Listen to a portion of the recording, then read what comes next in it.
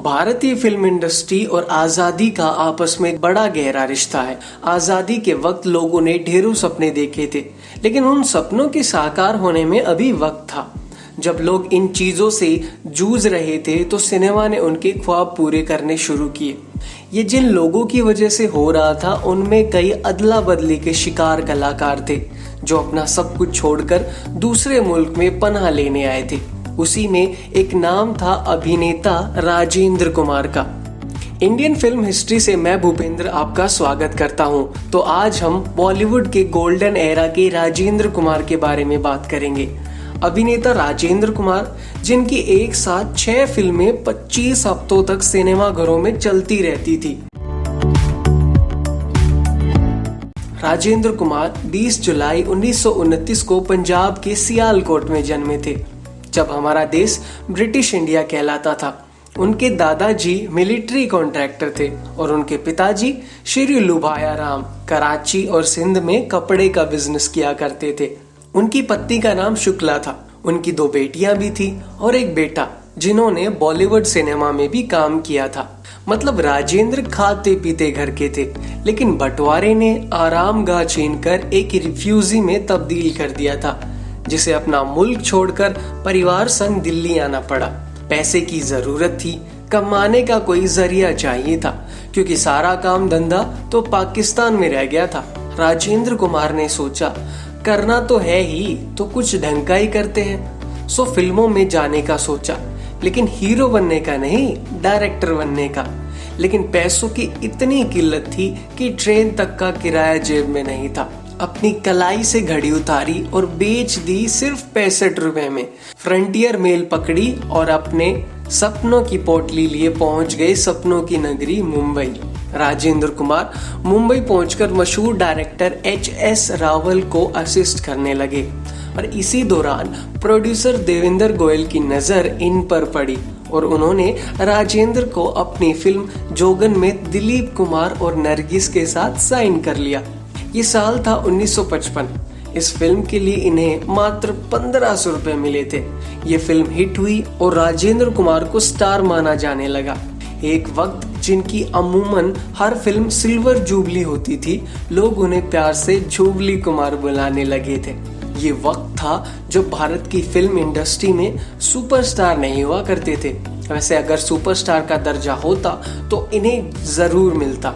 किसी एक्टर को सुपरस्टार का दर्जा इनके बाद इंडस्ट्री में कदम रखने वाले राजेश खन्ना के दौर से शुरू हुआ था। लेकिन राजेंद्र कुमार को कम आंकने की भूल करने से पहले ये जान लेना जरूरी है कि वो एक ऐसे अभिनेता थे जिन्होंने अपने 4 दशक लंबे करियर में ढेरों सुपरहिट फिल्में दी।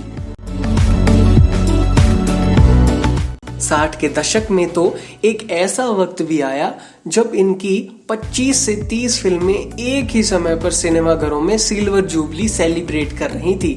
साजन बिना सुहागन, कानून, गूंज उठी शहनाई, बिन फेरे हम तेरे, गंवार आदि उनकी खास फिल्में थी। राजेंद्र ने अपने प्रोड्यूसर के तौर पर भी ढेरों फिल्में बनाई। अपने बेटे कुमार गौरव को बॉलीवुड लॉन्च उन्होंने अपने बैनर से ही किया।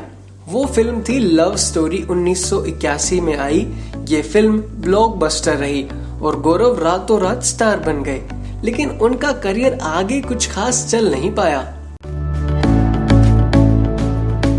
आइए जानते हैं राजेंद्र कुमार की जिंदगी और फिल्मों से जुड़ी कुछ खास बातें। पहली फिल्म हिट होने के बाद राजेंद्र के पास फिल्मों के ढेरों ऑफर आने लगे, जिन्हें इन्होंने बखूबी स्वीकार भी किया। उनकी अगली फिल्म थी महबूब खान की मदर इंडिया। इस फिल्म में इनके सह कलाकार थे सुनील दत्त, राजकुमार और नरगिस। जैसा आप सभी को मालूम ही होगा, फिल्म में राजकुमार, नरगिस ने सुनील और राजेंद्र के माता पिता की भूमिका अदा की थी, लेकिन उनकी उम्र में कोई ज्यादा अंतर नहीं था। एक इंटरव्यू में राजेंद्र कुमार ने बताया था कि इस फिल्म की तरह ही शूटिंग के दौरान भी नरगिस उनका अपने बच्चों जैसा ख्याल रखती थी।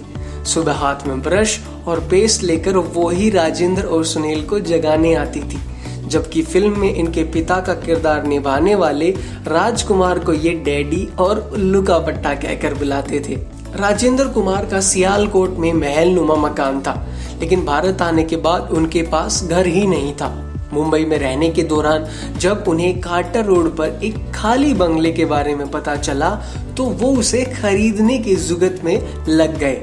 उस घर को लोग भूतिया मानते थे और राजेंद्र के पास पैसे की कमी भी थी, लेकिन राजेंद्र कुमार को वो बंगला खरीदने की जिद पर आ गए थे। इसमें उनकी मदद की बियान चोपड़ा ने। कैसे? उन्होंने इन्हें 3 फिल्मों की फीस एडवांस में दे दी, जिसमें एक फिल्म थी कानून। इस नए घर में शिफ्ट होने के बाद राजेंद्र कुमार की मानो किस्मत सी बदल गई। उनकी फिल्में लगातार हिट होती चली गई और लंबे समय तक सिनेमा घरों में भी चलती रही। लेकिन अच्छा वक्त हमेशा के लिए नहीं रहता। एक वक्त आया जब राजेंद्र कुमार की फिल्में चलना कम हो गई। वजह, इंडस्ट्री में एक नया लड़का आ गया था, राजेश खन्ना नाम का।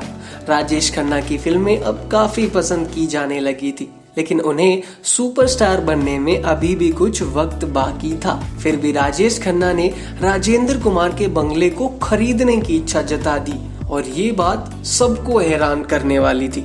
बाद में पता चला कि राजेश खन्ना स्टारडम के लालच में वो बंगला खरीदना चाहते थे। उन्हें लगता था कि जिस तरह इस घर ने राजेंद्र कुमार को अपार सफलता दिलाई थी, उस घर में जाने के बाद उनके साथ भी कुछ वैसा ही होगा। राजेंद्र कुमार जब अपने स्टारडम के शिखर पर थे तो उसी दौरान एक फिल्म आई थी, गूंज उठी शहनाई। इस फिल्म में राजेंद्र कुमार ने शहनाई वादक की भूमिका निभाई थी। इस फिल्म में अपने किरदार को निभाने के लिए राजेंद्र कुमार को खासी मुशक्कत करनी पड़ी थी।